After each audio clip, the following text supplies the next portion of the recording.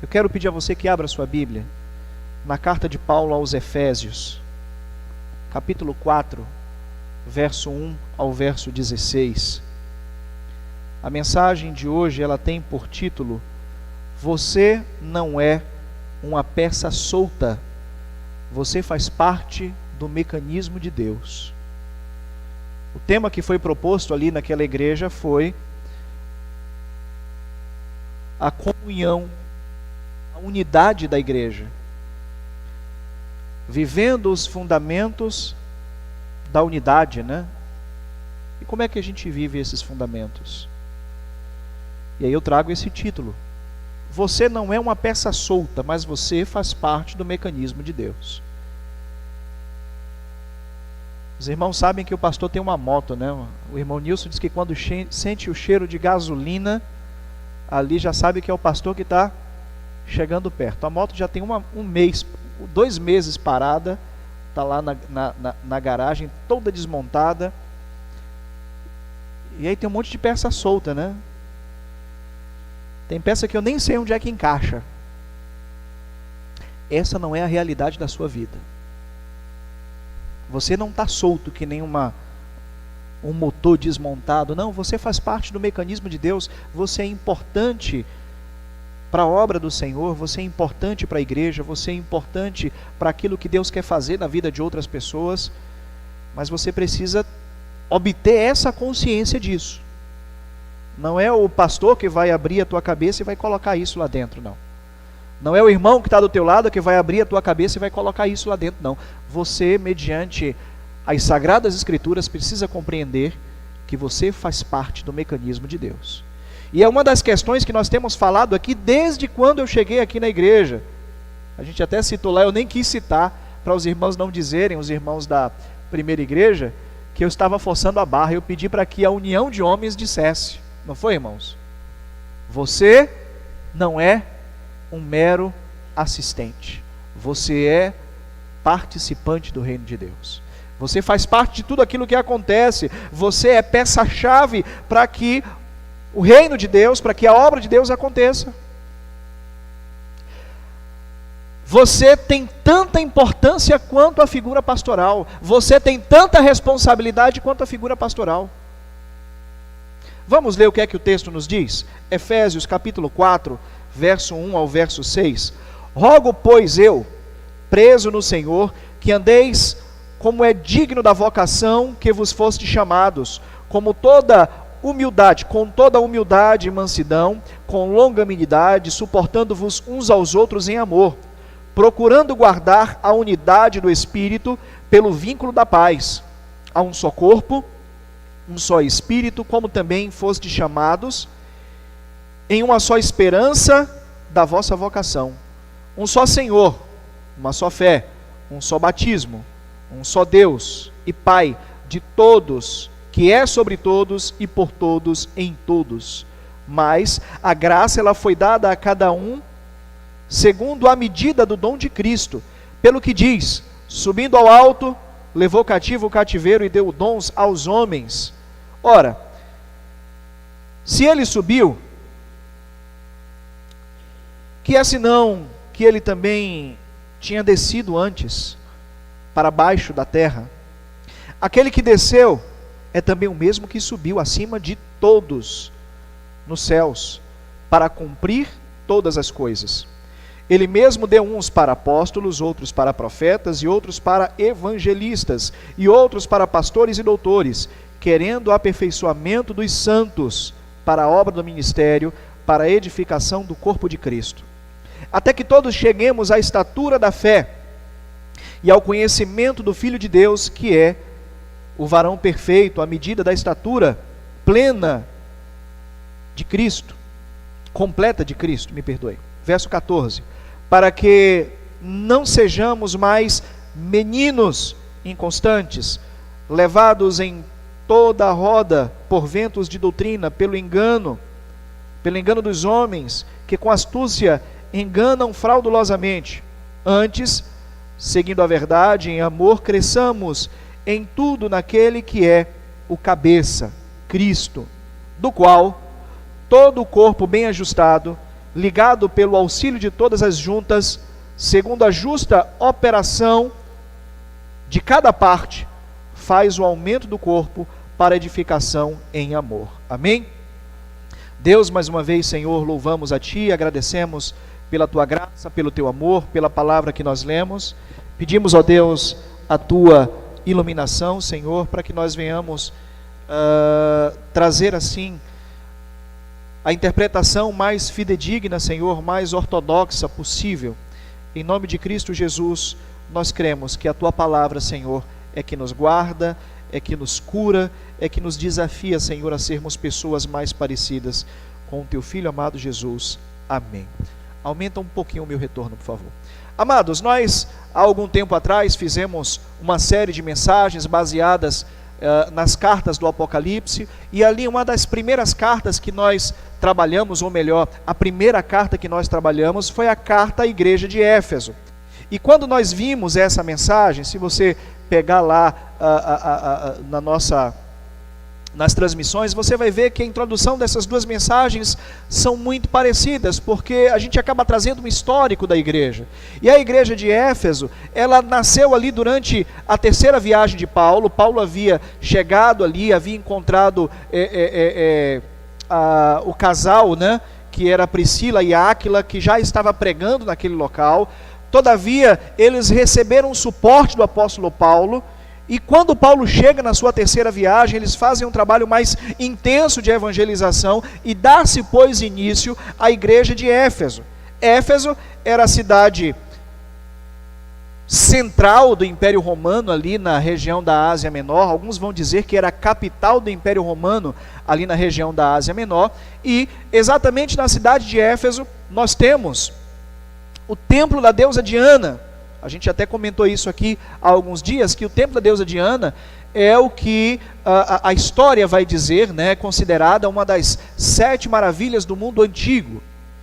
E é exatamente ali, naquele templo, onde ocorre aquela confusão provocada por Demétrio, que era um homem que era um ourives, que ganhava a sua vida produzindo estátuas, ganhava a sua vida produzindo ídolos, né, de ouro. E quando o apóstolo Paulo começa a pregar o evangelho, quando Áquila, quando Priscila começa a falar de Jesus ali naquele local, as pessoas começam a se converter ao evangelho de Cristo, começam a deixar para trás a idolatria.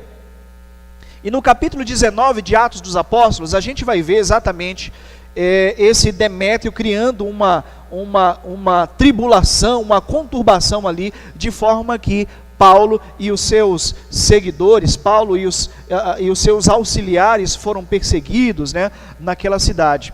Mas, amados, Paulo havia sido preso, estava na cidade de Roma, e ali na casa a qual Paulo estava morando, preso, tá? Ele pregava o evangelho. Ele falava de Jesus para outras pessoas. E ali preso em Roma, provavelmente no ano 60 a 62 depois de Cristo, Paulo escreve essa carta à igreja de Éfeso. Ele já havia fundado essa igreja anos antes. Ele retorna para Jerusalém, começa a pregar em Jerusalém ele é preso, tentam matar ele, levam ele para a prisão de Cesareia. Paulo é julgado em Cesareia, e ali ele roga ser julgado pelo próprio imperador, ele roga ser julgado em Roma, pegam ele, enviam para Roma. Paulo faz a sua viagem, sofre naufrágio, é picado por uma serpente. A gente conhece toda a história, a gente fez aqui o estudo do livro de Atos dos Apóstolos. E quando chega em Roma, Paulo fica preso ali em prisão domiciliar, escoltado por um soldado, e ele começa a escrever as suas cartas. Muitas cartas que Paulo envia às demais igrejas são escritas exatamente na sua prisão. E conforme o texto que nós lemos aqui, ele vai dizer: rogo-lhe, pois, irmãos, eu, preso no Senhor. Ele está dizendo que ele está preso na cidade de Roma. Ele escreve essa carta para a igreja de Éfeso. Alguns teólogos vão dizer que a igreja de Éfeso não tinha nenhum problema específico nesse período que Paulo escreve essa carta, mas ele escreve como se fosse uma carta circular, pois não há um problema gerado ali na igreja de Éfeso que Paulo estivesse combatendo, como a gente vê, por exemplo, na carta que ele escreve aos Coríntios. Ele escreve 2 cartas aos Coríntios e muitos problemas acontecem ali naquela igreja, forçando Paulo a escrever aquilo, mas Éfeso não. Paulo traz para Éfeso algumas questões que eram necessárias do dia a dia. É como se Paulo estivesse exortando, e de fato Paulo estava exortando a igreja de Éfeso, Paulo estava motivando aquela igreja a estar mais próxima de Jesus, estava motivando aquela igreja a estarem mais próximos uns dos outros, a viver um processo de comunhão, a viver um processo de unidade.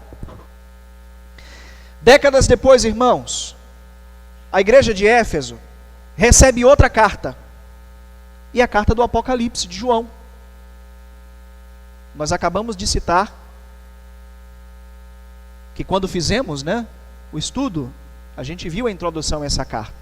Éfeso recebe, no ano de 60 a 62, a carta de Paulo, e próximos ao ano 90, ela recebe uma segunda carta, que é a carta do apóstolo João. E nessa carta do apóstolo João, a cidade de Éfeso, ou melhor, a igreja que estava na cidade de Éfeso, ela recebe ali um elogio e uma repreensão. A repreensão que aquela igreja recebe é que ela havia perdido o primeiro amor. E o elogio que ela recebe é que ela era uma igreja que era firmada na palavra. E a gente vai ver sobre isso um pouco mais à frente. Segundo o texto que nós lemos, Paulo, ele escreveu aos Efésios e disse que todos os crentes daquela igreja tinham a responsabilidade de manter a paz, de manter a comunhão, pois a dádiva da salvação, ou seja, o presente da salvação, ele traz consigo sérias responsabilidades. A salvação de Cristo traz consigo compromisso. Sabe quando você dá um presente para alguém, você chega para uma criança no dia do aniversário dela e compra um presente para aquela criança e dá. Uma semana depois você volta e o presente está quebrado. Aí alguém vai dizer assim: você quebrou o presente, seu tio lhe deu esse presente com tanto carinho. Aí você diz assim: não, é criança. A criança não sabe, mas custou o seu suor, custou o seu dinheiro. Mas você gosta quando você dá um presente e você percebe que aquela criança tanto brinca com o brinquedo, quanto ele cuida, ele guarda. E é exatamente isso aqui que Paulo está dizendo. Que a salvação, que esse presente que nós recebemos de Deus, não é para lidarmos com ele de qualquer jeito. Foi um presente recebido. Mas nós temos a responsabilidade de mantermos-nos firmes na presença do Pai, nós temos a responsabilidade de conquistarmos outras pessoas, nós temos a responsabilidade de mantermos a comunhão na igreja, de mantermos a comunhão em nossas casas, de mantermos a comunhão em meio àqueles que nós nos relacionamos, de mantermos a unidade da igreja. A igreja, ela não é composta de meros observadores. Agora eu vou ser repetitivo aqui. Deus não chamou você para observar. Deus não chamou você para ficar sentado no banco. Nós temos recebido alguns irmãos aqui na igreja, e eu tenho um costume de dizer para esses irmãos: olha, a IBCJ hoje é uma... como é que chama? É um campo de obras. É um canteiro de obras. Tem trabalho para todo mundo. Talvez trabalho que não te coloque em evidência, mas trabalho que é essencial. E sobre estar em evidência, nós tomamos a palavra de João Batista: mais importa que Cristo seja exaltado, que Cristo apareça, que Cristo cresça e que eu diminua. Nós temos, amados, a responsabilidade de mantermos a unidade da igreja, de mantermos a comunhão da igreja. Comunhão, edificação, cuidarmos das vidas que Deus coloca aos nossos lados. Paulo então exorta a igreja a viver o fruto do Espírito. Isso foi um ponto que nós discutimos bastante hoje na escola bíblica dominical ali com os homens, e como os homens estavam ontem lá na outra igreja, foi das questões discutidas, né? Foi exatamente esse ponto da mensagem. Deus exorta, Paulo motiva, Paulo impulsiona a igreja a viver o fruto do Espírito. Capítulo 4, verso 1 ao verso 3. Portanto, como prisioneiro do Senhor, suplico-lhes que vivam de modo digno do chamado que vocês receberam. Vivam de modo digno do chamado que vocês receberam. Sejam sempre humildes, amáveis, tolerando pacientemente uns aos outros em amor. Façam todo o possível para manterem-se unidos no Espírito, ligados pelo vínculo da paz. Meus irmãos, Paulo não está falando nada teórico aqui. Paulo está falando coisas práticas. Paulo está falando coisas práticas. Sejam pessoas humildes, sejam pessoas amáveis, sejam pessoas tolerantes, sejam pessoas que fazem o possível para manter a união, que fazem o possível para manter a paz uns com os outros. Isso é prática, isso não é teoria. Paulo chama os efésios aqui a responsabilidade do testemunho. Você não se diz ser uma testemunha de Cristo? Você não se diz ser um aluno, discípulo de Cristo? Porque Cristo se mantinha, Cristo se comportava de determinada forma. E se você se comporta de uma forma contrária à forma que Cristo se comportava, você está negando Ele, você está desfazendo daquilo que Ele fez. Andem de modo digno. E essa exortação de Paulo de andarmos de modo digno, Paulo não está falando isso para que nós alcancemos a graça de Deus, não. Andem de modo digno para que vocês possam alcançar a graça de Deus. Se a gente começa a pensar dessa forma, de que eu preciso fazer as coisas certas para alcançar a graça de Deus, eu nego a crucificação de Cristo. Eu não tenho que andar de uma forma digna para alcançar a graça de Deus, mas porque eu alcancei a graça de Deus, eu tenho um compromisso, eu tenho uma responsabilidade de dar testemunho, de andar de forma digna. Paulo então chama a atenção daquela igreja para que eles possam buscar virtudes, e essas virtudes só podem ser possíveis, essas virtudes só podem ser praticadas quando nós temos em nossas vidas, quando nós temos transbordando em nossas vidas, essa seria a expressão mais correta, o Espírito Santo de Deus. Gálatas capítulo 5, verso 22 e o verso 23, mas o Espírito produz este fruto: amor, alegria, paz, paciência, amabilidade, bondade, fidelidade, mansidão, domínio próprio. Não há contra esses nenhum julgamento, nenhuma condenação. Paulo está aqui exortando, irmãos, a igreja de Éfeso, da mesma forma que ele exortou a igreja da Galácia. Paulo está falando aos Efésios, utilizando a mesma linguagem que ele utilizou ali para falar aos Gálatas. Vocês precisam viver o fruto do Espírito. Vocês precisam amar mais. Vocês precisam viver em simplicidade. Vocês precisam ser pessoas gentis umas com as outras. Vocês precisam viver pacientemente.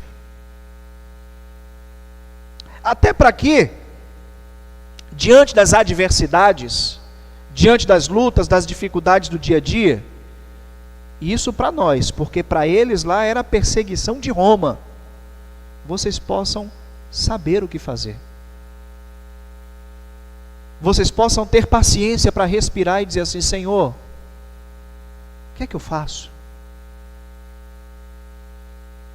Está o irmão fraco na fé ali te atazanando, né?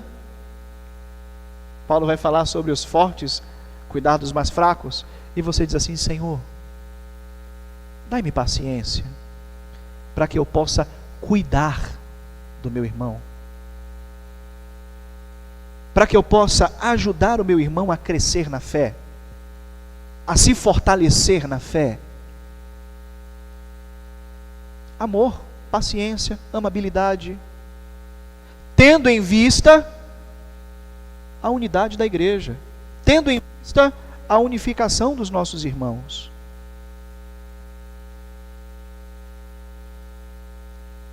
Fazer o possível, irmãos, para manter a igreja unida. Fazer o possível para manter a comunhão entre os irmãos. E o interessante é que, se você vive a comunhão dentro da igreja, você extrapola isso para todas as áreas da sua vida. Você leva isso para a sua casa, você leva isso para o seu trabalho, você leva isso para o seu relacionamento, você leva isso para as suas amizades, porque você está transbordando o Espírito Santo na sua vida. E uma coisa é certa: pastor sozinho não consegue manter a unidade da igreja. É por isso que você não é uma peça solta, mas você faz parte do mecanismo de Deus. Às vezes as informações não chegam ao pastor, e não necessariamente tudo precisa passar pela figura pastoral. Às vezes o conflito não chegou ao pastor, e não necessariamente todos os conflitos precisam passar pelo pastor. Mas como é que tem sido a sua reação diante desse conflito? Você tem apaziguado? Você tem repreendido? Você tem conversado na tentativa de dissipar? Ou você tem colocado mais lenha na fogueira? Paulo está dizendo que a responsabilidade de manter a unidade da igreja é de todos, não somente da figura pastoral. Paulo, então, amados, apresenta a unidade contida nesse plano de Deus. O que é que Deus planejou, né? Onde é que a gente consegue encontrar, diante do texto que nós lemos, essa unidade, essa unificação, essa comunhão da igreja, nas palavras de Paulo, né? Diante desse plano divino? A gente vai ver isso nos versos 4 ao verso 6. Pois há só um corpo, um só Espírito, assim como vocês foram chamados para uma só esperança. Há um só Senhor, uma só fé, um só batismo, um só Deus e Pai de tudo, o qual está sobre todos e em todos e por meio de todos. Há uma expressão que eu uso bastante, e a gente falou, interessante que essa mensagem foi bem colocada ali, porque não tinha somente igrejas batistas, né? Haviam ali representantes da Assembleia de Deus, havia uma outra igreja pentecostal, os pastores estavam ali, e esse ponto foi muito interessante que nós trouxemos, que nos fala sobre uma amplitude maior dessa ideia de comunhão, dessa ideia de unidade. Por mais que nós vivamos de formas diferentes e pensamos de formas diferentes, em Cristo nós somos um. Aquilo que nos une é muito maior do que aquilo que nos separa. Quem é que nos une? Cristo. Quem é que nos une? O amor. Quem é que nos une? Deus Pai. Quem é que nos une? A compreensão que nós temos sobre salvação. Quem é que nos une? A compreensão que temos da divindade de Cristo. Se eu penso dessa forma, se meu irmão pensa dessa forma, não tenho por que criarmos conflitos. Existem questões que estão dentro de um campo essencial e outras questões que não estão dentro de um campo essencial.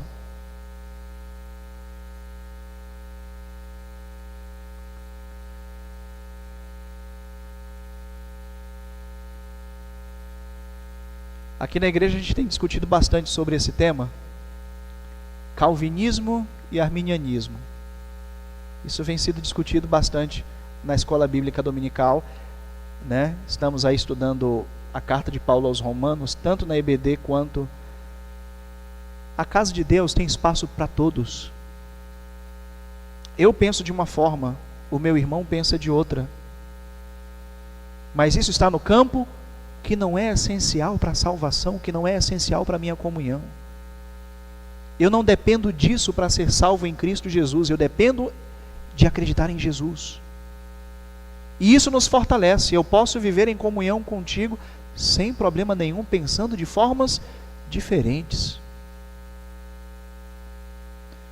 O irmão acha que precisa o pastor pregar de paletó e gravata. Já tem outro irmão que acha que o pastor pode pregar de calça e de camisa social. Isso não é essencial. Isso é costume. E a gente pode conviver com isso. E a gente pode se relacionar bem com isso. Porque em Cristo nós somos um. Por mais que em determinadas situações, em determinadas interpretações, nós pensemos diferentes. Romanos capítulo 12, verso 15. Assim é também com o corpo de Cristo, nós somos membros diferentes, mas pertencemos ao mesmo corpo, e todos pertencemos uns aos outros. Tem um ditado que diz que os dedos são todos irmãos, mas não são iguais. É a mesma coisa dentro da igreja. Eu tenho um irmão que é mais esquentado, que é Pedro, né? Pedro era mais esquentado, era mais sanguíneo.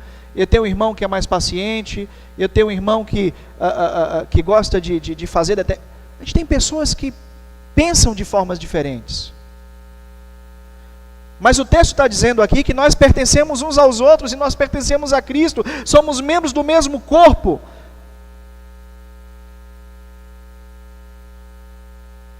Primeira Coríntios capítulo 1, verso 12 ao verso 13.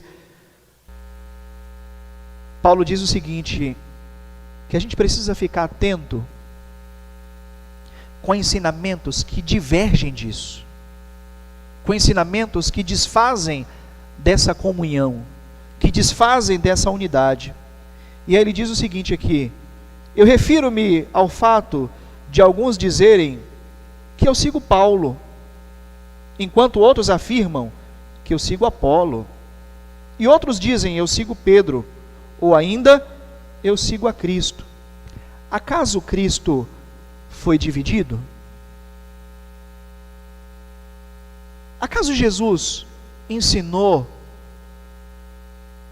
várias matérias para a igreja, ou Jesus ensinou uma matéria só? A matéria do amor, a matéria da paz, a matéria da salvação, a matéria do arrependimento. Jesus ensinou uma única coisa. E Jesus ele não se divide, porque Jesus não se divide, nós também não podemos nos dividir, mas temos que viver esse processo de unidade. 2 Coríntios capítulo 11, verso 13 e o verso 14. Esses indivíduos são falsos apóstolos. Paulo, mais uma vez aqui na segunda carta que ele manda aos Coríntios, ele agora aponta para quem faz esse tipo de ensinamento, tá? Ele está falando aqui sobre falsos ensinos, sobre ventos de doutrina. Então ele vai dizer, esses indivíduos são falsos apóstolos, obreiros enganosos, disfarçados de apóstolos de Cristo. Mas não me surpreendo, até mesmo Satanás, ele se disfarça de anjo de luz. A gente precisa ter cuidado, irmãos, com ensinamentos que nós vemos. Eu não sei quem foi que estava comentando hoje na escola bíblica, que falou sobre um irmão que se afastou da igreja, porque ele ouviu uma pregação de que não se deveria mais dar os dízimos e ofertas. Dízimos e ofertas é uma questão muito pessoal. Não quero entrar nesse detalhe aqui, mas o que eu quero trazer para você é que essa ideia de dízimos e ofertas não está no campo essencial. Está no campo acidental. É até um tema que a gente pode gerar posteriormente um estudo aqui na igreja para fazer a respeito. Mas isso não é motivo para se afastar de Cristo, isso não é motivo para se afastar da igreja, isso não é motivo para se afastar da comunhão. Mas por quê? Permitiu com que outros ensinos, permitiu com que ventos de doutrinas entrasse nos seus ouvidos e ali fizesse morada e fizesse um estrago total na vida. Hoje, parece-me que encontra afastado algum irmão que fez esse comentário hoje na escola bíblica. A pessoa hoje está afastada do reino de Deus, está afastada da igreja por causa disso. Recentemente eu recebi uma mensagem de um irmão daqui da igreja, novo convertido, e ele mandou para mim um vídeo de um pastor pregando, né? E aí, pastor, o que é que o senhor acha desse vídeo aqui? O que é que o senhor acha dessa mensagem? Aí eu assisti a mensagem toda e aí respondi para ele assim: esse tipo de assunto eu preciso conversar contigo pessoalmente. E aí sentei com o irmão e disse: meu irmão, você precisa ter muito cuidado com aquilo que você assiste. Quando eu aceitei Jesus, eu não compreendi isso, tá? Eu aceitei Jesus numa igreja batista, depois eu saí, fui para uma outra igreja, mas aceitei Jesus numa igreja batista, fui discipulado numa igreja batista. Eu tinha 5 discipuladores, e os discipuladores diziam assim: Jamison, evite visitar outras igrejas. Naquela época não existia rede social, não existia pregação na TV, e ele dizia assim: evite visitar outras igrejas, não faça.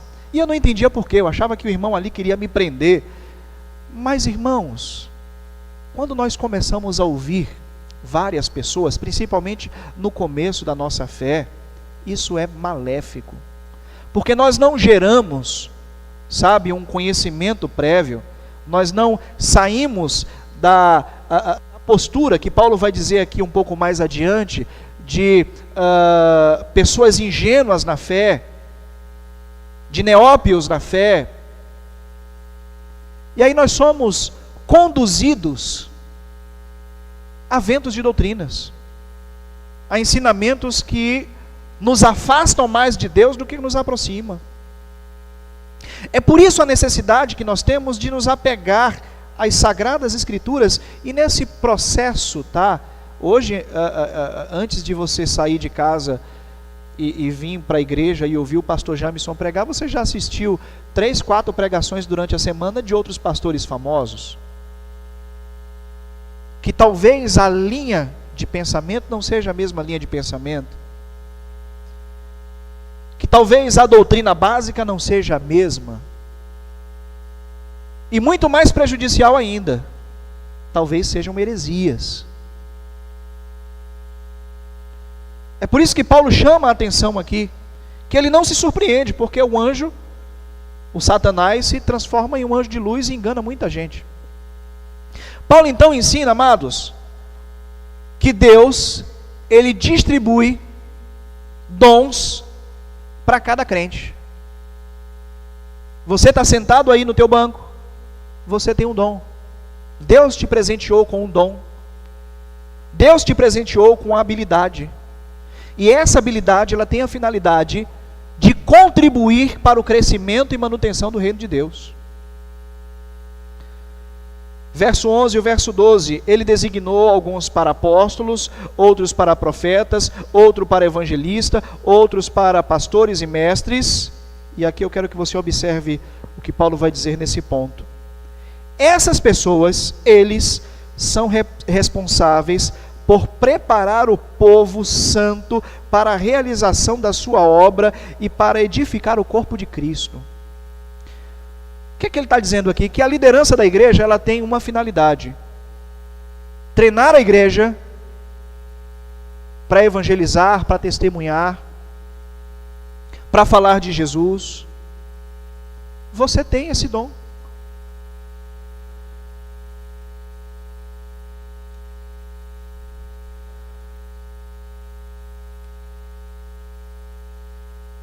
Cada crente tem um dom.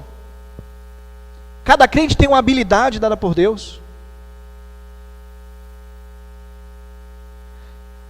Eu usei essa ilustração lá, quarta-feira passada, acho que foi quarta-feira, né? Foi aniversário de casamento. Quarta-feira, não foi? Quarta-feira. Aniversário de casamento. Foi quarta-feira que os irmãos marcaram reunião da SMHB e a mulher não deixou eu vir, porque foi aniversário de casamento. Quarta-feira nós fomos no cinema, né? E aí não tinha muitas opções, a gente foi ver um filme.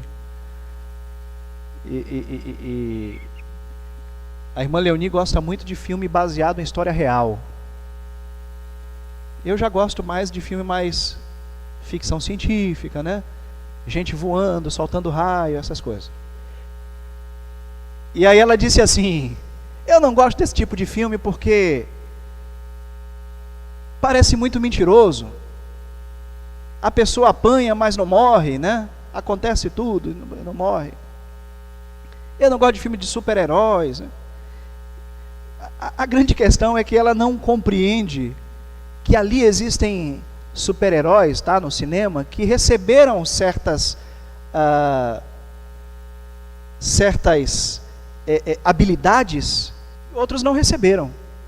E aí eu dei o exemplo, eu não sei se os irmãos assistiram aqui, não sei se os irmãos gostam muito de cinema, mas teve um filme outro dia desse aqui que passou, da história do Batman, quando o Batman mata o Superman.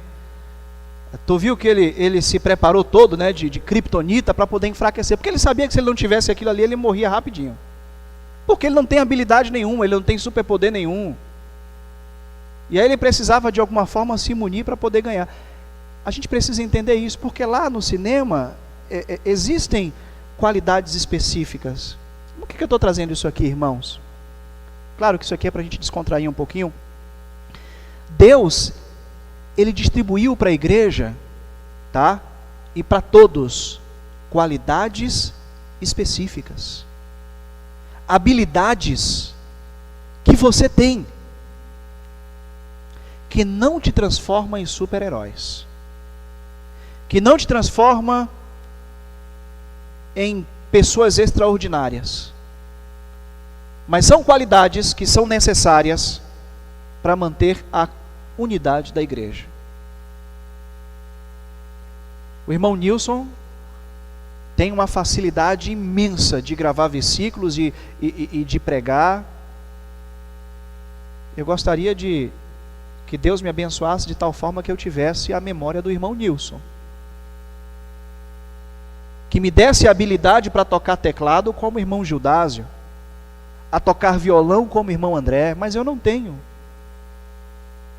Mas eu já fui munido na palavra. E aí você diz assim: pastor, eu estou aqui atrás, não faço nada na igreja. Você que pensa. As suas orações, os seus conselhos, isso é dom de Deus. E isso é uma habilidade que Deus te concedeu para que você contribuísse com a unidade da igreja, com a comunhão da igreja, com a comunhão dos santos.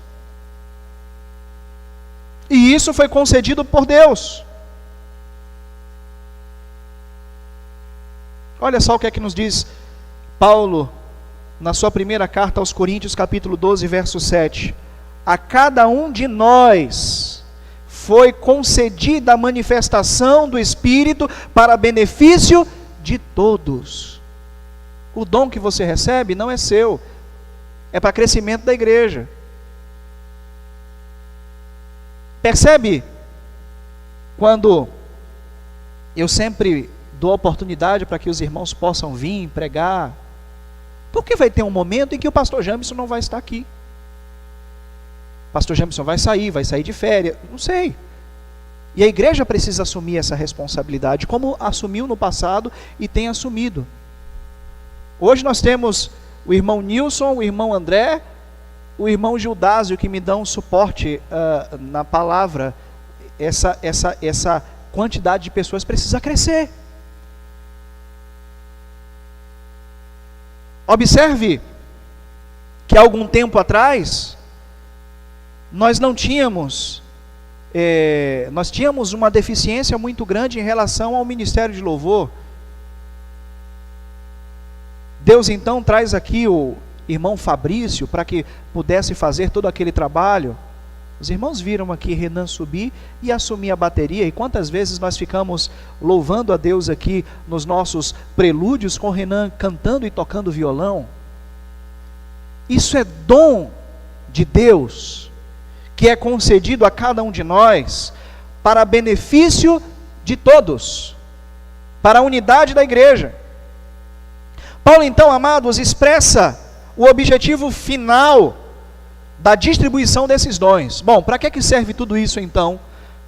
Para que serve o dom da pregação? Para que serve o dom do louvor? Estou trazendo aqui, é claro que Paulo aqui está falando de questões que trazem ideia à comunhão da igreja, à unidade da igreja, mas para que serve tudo isso?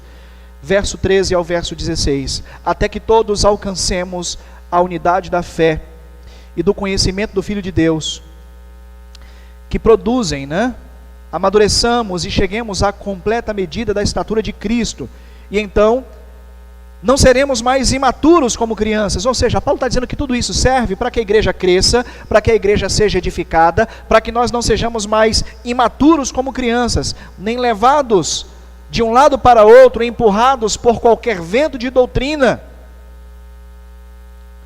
por qualquer novos ensinamentos. E também não seremos influenciados quando nos tentarem enganar com novos ensinamentos, com mentiras astutas.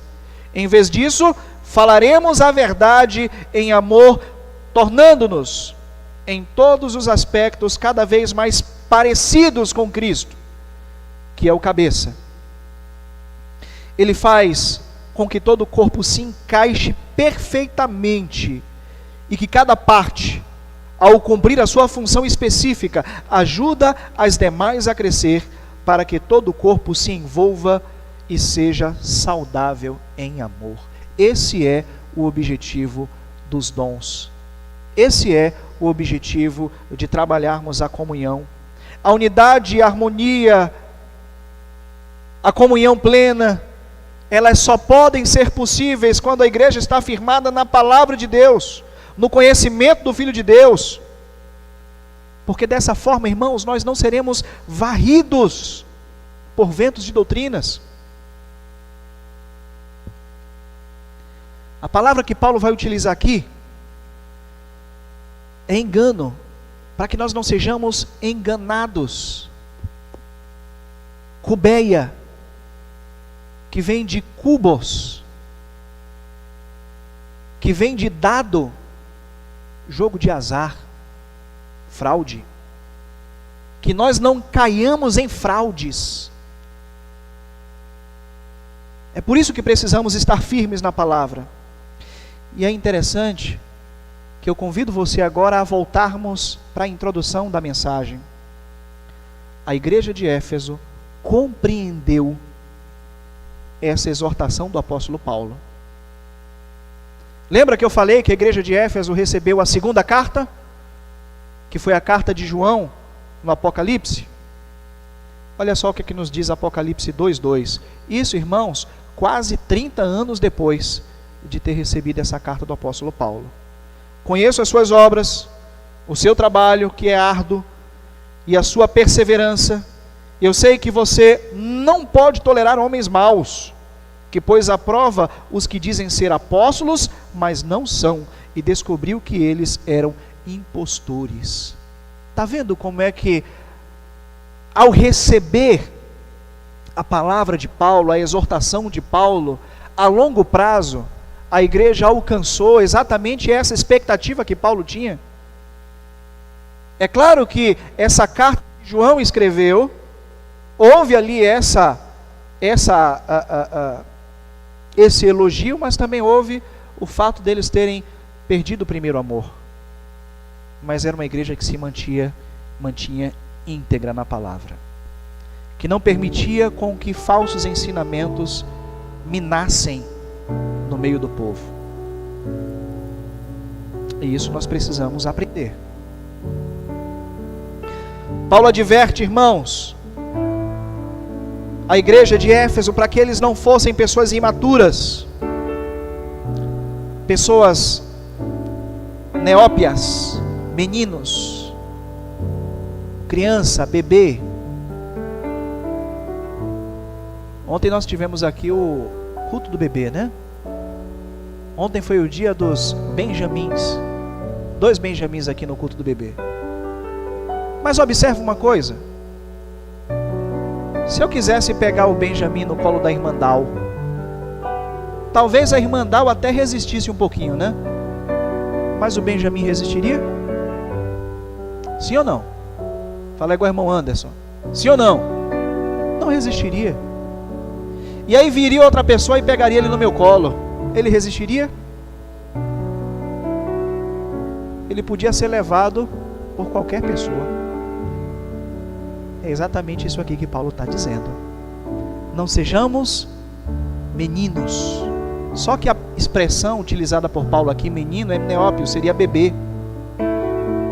Não sejamos como bebês, que é carregado pelas pessoas e levado para qualquer lugar sem nenhum tipo de resistência. Não sejamos pessoas ingênuas.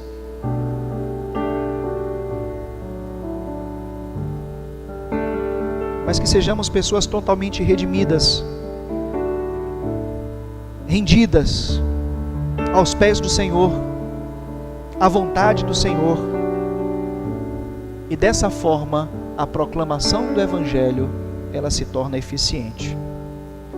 A igreja, irmãos, ela é composta por cristãos de todas as épocas, de todas as denominações, pessoas que de fato são convertidas e batizadas em nome do Senhor Jesus, na mesma fé, na mesma esperança, na mesma expectativa da promessa da eternidade. Se sai disso, sai do âmbito essencial e entra no âmbito acidental. Nós precisamos compreender que Deus, Ele chamou a cada um de nós para servir, para trabalharmos, para ajudarmos uns aos outros em comunhão, dando sempre bom testemunho de Cristo, pregando o Evangelho de uma forma muito mais eficiente. Eu quero concluir essa mensagem fazendo 2 leituras. A primeira leitura se encontra em Malaquias capítulo 2, verso 10, que nos diz assim: não temos todos o mesmo Pai? Não fomos todos criados pelo mesmo Deus? Por que será então que quebramos a aliança dos nossos antepassados, sendo infiéis uns para com os outros?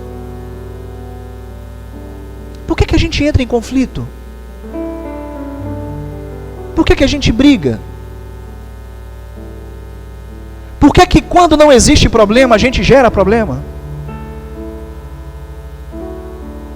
Filipenses capítulo 1, Filipenses não tem capítulo 9, me perdoe.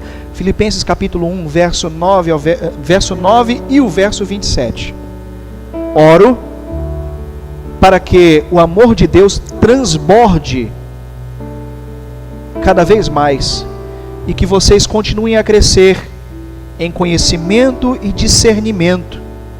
O mais importante é que vocês vivam em sua comunidade de maneira digna das boas novas de Cristo. Então, quando eu for vê-los novamente, ou mesmo quando eu ouvir falar a respeito de vocês, sabei que estão firmes e unidos em um só espírito e em um só propósito, lutando juntos pela fé que é proclamada nas boas novas de Jesus. Amém? Vamos orar? Amado Deus, eterno Pai, louvado seja e exaltado seja o Teu nome. Ó Deus, nós Te engrandecemos e agradecemos, porque o Senhor nos concedeu, ó Deus, a oportunidade de fazermos parte da Tua igreja, a oportunidade, Deus, de sermos resgatados do mundo, de sermos resgatados, Senhor, do pecado que nós vivíamos, e termos, ó Deus, as nossas vidas lavadas no Teu sangue, termos os nossos pecados perdoados pelo Senhor. Todavia, Senhor, precisamos aprender que trazemos conosco responsabilidades. E uma dessas responsabilidades, Deus, é de manter a comunhão entre os nossos irmãos. É de mantermos, ó Deus, a unidade da igreja. É de mantermos, Senhor, a Tua presença, Pai, real em nossas vidas, de forma que as pessoas vejam, por meio da comunhão, da preocupação e do cuidado, a Tua presença no meio da igreja, em nome de Cristo Jesus. Que essa palavra, Senhor, ela venha tratar os nossos corações, tratar, Senhor, as nossas mentes, de forma, Deus, que venhamos nos desprender, Senhor, de tudo aquilo que muitas vezes gera conflitos, e que sejamos, Deus, agentes ativos na repreensão e na resolução desses problemas. É o que nós pedimos e desde já agradecemos, em nome do Teu Filho amado Jesus. Amém, Senhor.